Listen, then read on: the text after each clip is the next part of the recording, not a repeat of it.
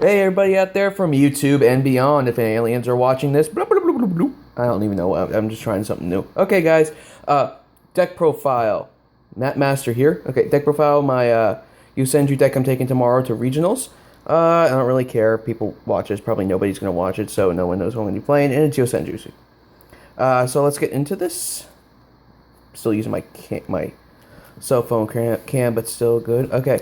One Thunder King Ryo, really good. Your opponent can't. Neither player can add cards.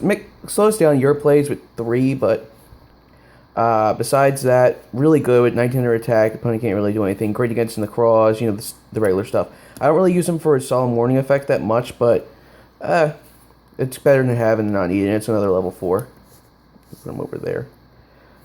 And to the Yosenju engine, you got 3 1s, which is standard, your bouncer.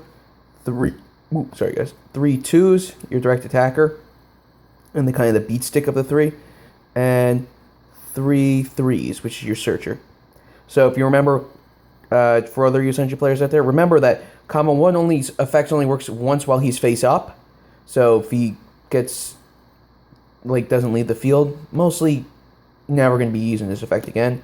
The other 2s still work normally, and if you have 2 of these on the field, you can use 1 of these to attack, and you can still get the effect of the other one, and vice versa. Then this is a bit not standard. I run 3 Sujik because I love Sujik. You can use both of his effects once per turn. So if you have a Sujik on field, increase it to by 1,000, and then you have a Sujik in hand, you can drop that to increase the Sujik on field by 1,000 during the damage step. But it's still really good. Another level 4, you can keep on summoning with these, and really powers up plays. I've won just by having just 1 Sujik and my opponent drew nothing. Still really good cards. Let me move this out of the way. Onto the Pendulum engine. The main engine of it is the OTK, but Pendulum is the secondary engine. So we got 2 L's. L's really good. Defend your monsters. Still a 2021 beats defense, and it's another level 4.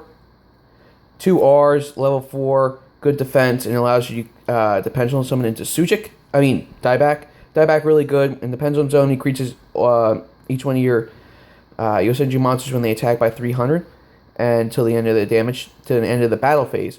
And then when he's a normal or special summon, his special summon cannot be negated. You can only Pendulum summon him. The only way to special summon is through Pendulum summon. When he's normal or special summon, you can target 2 cards on the field and return them to the hand. Since he's level 10, he gets over towers, and he has 3,000 attack, so that's really good. And when he's special summoned, he's returned back to hand. But if he's normal summoned, he stays on the field. So you can go 1, 2, and then tribute them off for dieback. So even if you run Vanity's Emptiness in it and it's up, you can still get dieback off and still get the effects. And since he was normal summoned, Tower's effect won't decrease his attack by 500. For the spells, 3 Tenki, that's standard. 3 pot dualities. I'll usually side pot, second pot, 1 pot out for game 2, just because I barely see 2, 1, let alone 2. So 3, you don't really need that many. 2 MSTs in main, just because there's no reason to play 3 MSTs in the main deck right now. 2 Dark Hole. Depending on the deck, I'll usually side 1 out, just because, doesn't really matter. And I don't run Raigeki because I don't have any, but I'd rather run 2 Dark Hole because I hardly have monsters on field. 1 DeFi. Main strategy of the deck is to banish your opponent's cards before they can use them in the graveyard. Like, say with Necroz, if you have Lance or Imperial Iron Wall on the field, they're still in the graveyard. So once those effects are gone, they can banish them. With this they use their cards, and boom, they can't use Shirt anymore. Later on, I'll show you some other with Macrocosmos as well. And still 1 Mass Change second. Really clutch with some plays if your monster would be destroyed. Really good. That's it for the spells. Plus, if you have a dead card, like a combo 1 on the field, and you already use it effect and can't bounce it back to hand or set it somehow, still really good. I'd rather switch off the combo 1 for Divine Wind. Okay, on the traps, 3 secret move. If you're a Yosenju player that don't play this at 3, I don't know what you're doing. It's Infernity Barriers. There's a reason why Infernity Barriers is at 1. This is the reason why. So all you need is 1 face-up Yosenju card, and all your monsters being Yosenjus.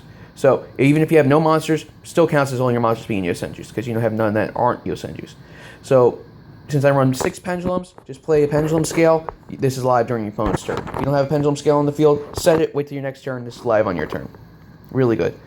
Only 2 Mirror Force because I wanted to squeeze into 3, but it's already 44 cards now. And I would love it to put it at 3, just no room. 2 Fiendish Chain because Chain is really good. I also run 2 Lose a Turn. Lose 1 turn. Lose a turn. And 1 Vanity's Emptiness. I'd rather have Vanity's at 3 or 2. I take these out. If Vanity's goes to 2, I'm taking one of these out. Because this thing is a pseudo skill drain and nothing else. It's good, but I'd rather stop my opponent from special summoning any monsters than negating their effects. I hate this card because it doesn't stop their special summoning. It's okay, but not as good as this. And continuing on the one-ofs from Vanity's Emptiness, I got 1 Torrential, 1 Macrocosmos, because you still do the whole banishing your opponent's everything before it goes, and 1 Solemn Warning. Used to be Starlight Road. Starlight Road was really good, just too slow. And it's another gaining card. So that's it. That's it for the main deck. For the extra deck, I run 1 Rhapsody and Berserk, 1 Silent Arc, 1 Ragna Zero, 1 Abyss Dweller, 1 Tiger King, 1 Castell, 1 Dark Rebellion. I finally got this. 1 Exciton Knight. I love that I got that. 2... Sorry guys, stick together. 2 Gaga Cowboy, because 2 goes for game a lot, even if you don't have a power. If you don't have a powered up Sujik, but if you can attack 4 times your opponent, you can still win for game with 2 Gaga Cowboy. 1 Lightning Chidori because it's own win in the pass back row. And this is where it goes away from the standard build. 1 Deltaros. I still run 1 Deltaros in here because he protects my monsters when they're normal special summon. And plus, I can pop a card. Yeah, 3 is a pretty big cost for this deck, but still. 1 Diamond. I don't overlay into from Deltaros to Diamond anymore because I do have 1 Ptolemaeus. I'll get to that in a minute. But Diamond's really good against Shadalls, BA, all that stuff because they can't send cards to the graveyard and they can't activate their Dark Monsters effects in the graveyard and all that stuff. Plus, he's got a 27 beat stick, so that's good. And finally, not finally, last for the Xyz, 1 Ptolemaeus. Allows me to go into Diamond with just 2, which is a lot safer. That's really the only reason why he's in here. I can go, if I need to, I can wait another turn and go with Deltaros attached to him. But I'd rather just go immediately into him. Like if it's a first turn, I go up against BA or Shadalls or something like that, I will go first, or even Infernoids or Lightsworn, because this makes it so your opponent can't send cards from the deck to the grave. So that's still really good. So I'll go first, if I go up against any of those, I'll go first turn Ptolemaeus, and then overlay into Diamond. Actually, no, I can't. Now I'm just thinking about it, you can't go first turn because you can't go into main phase 2. You'll be summoned over in main phase 2. So you have to wait till the next turn, but still pretty good, unless you're going second. So that's pretty good. So that's it for the Z's. And finally, 1 Mass Hero Divine Wind, because I do have Mass Change too. Really good. Opponent can only attack with 1 monster, so it's a Dark Door. Cannot be destroyed by battle, and when he destroys a monster in battle, you get to draw a card. So, good defense against towers, because towers will decrease his attack, but since he can't be destroyed, really, really good. So, sorry guys, I don't know what I'm talking about. So, good defense against towers, stops same attack as Trishula, so you can run into their Trishula and you'll be fine, and no one really plays Decisive Armor, which I don't understand why. It's a 32 beat stick. I know it takes a little while, but you have 3 Shurits. I don't understand it. So, that's it for the extra deck. For the side, I run my third MST, because, there are some decks that that are heavy back row. 2 Necro Valley.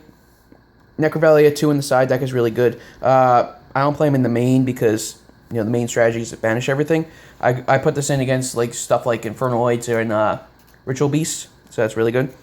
2 Soul Release, really good against Shadalls and Necroz, because it stops them from using the graveyard effects. 2 Breakthrough Skill against the Mirror and, Satellar Knights. 2 Imperial Iron Wall, really just here for Infernoids and, Ritual Beasts. You switch up the deck from stopping them from making them banish all their stuff to stopping them from banishing it all. So that's really versatile that you can do that. 2 Light, pretty standard. You know why Light. 2 Mind, because it's MVP of the format, and 2 Shadow, which is, why. So guys, that's it for the deck profile. I hope you guys like it. Please like, subscribe, and comment down below what you think and what you guys think about Yosenju's. Wish me luck tomorrow, and have fun. If I see you, hit me up, say hi. Let me get a deck profile and all that stuff. So guys, peace out. Keep dueling.